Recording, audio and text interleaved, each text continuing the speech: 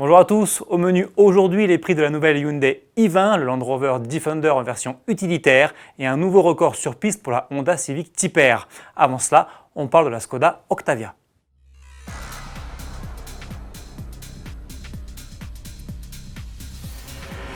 Présentée fin 2019, la nouvelle et quatrième génération de Skoda Octavia arrive enfin sur le marché français.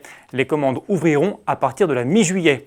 En attendant, Autoplus a déjà eu la chance de pouvoir essayer la berline. Notre journaliste Cyril Biotto a pris le volant d'une version animée par le moteur diesel 2 litres TDI de 150 chevaux avec boîte automatique DSG à 7 rapports. Verdict. On a vu qu'à l'intérieur, il y avait pas mal de nouveautés. Par contre, au volant, en tout cas avec cette version TDI 150, il n'y a quasiment rien qui change en sensation de conduite par rapport à la génération précédente.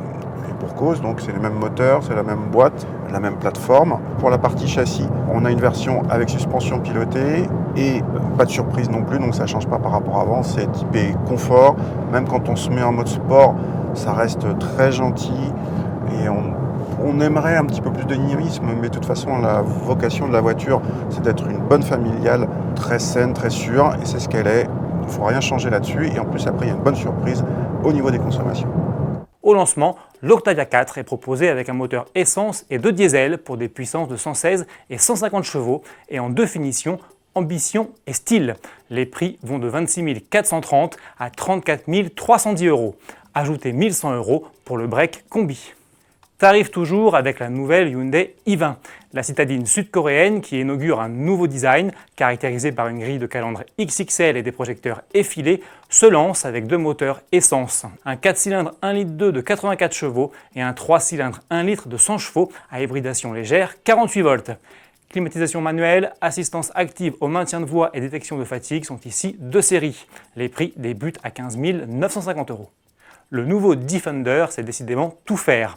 En plus d'être un baroudeur hors pair, il va bientôt devenir un excellent compagnon de travail.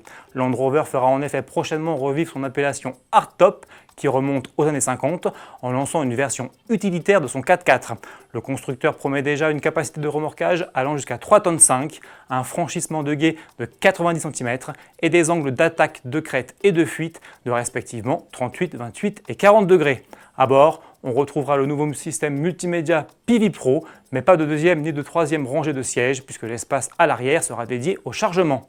En revanche, à l'avant, un strapontin central proposé en option permettra d'accueillir jusqu'à 3 passagers. Lancement prévu d'ici la fin de l'année.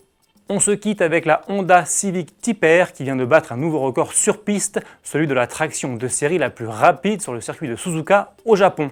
La compacte a avalé les 5,8 km du tracé en un peu moins de 2 minutes 24, soit près de 2 secondes plus vite que la Mégane RS Trophy R qui détenait le chrono de référence depuis novembre 2019. Le modèle du record était la nouvelle série spéciale Limited Edition, version allégée et affûtée de la Civic Type R. Sous son capot, toujours une cavalerie de 320 chevaux, tirée d'un 4 cylindres 2 litres turbo et envoyée aux roues avant via une boîte manuelle à 6 rapports. Avis aux amateurs, 100 exemplaires sont disponibles sur le marché européen.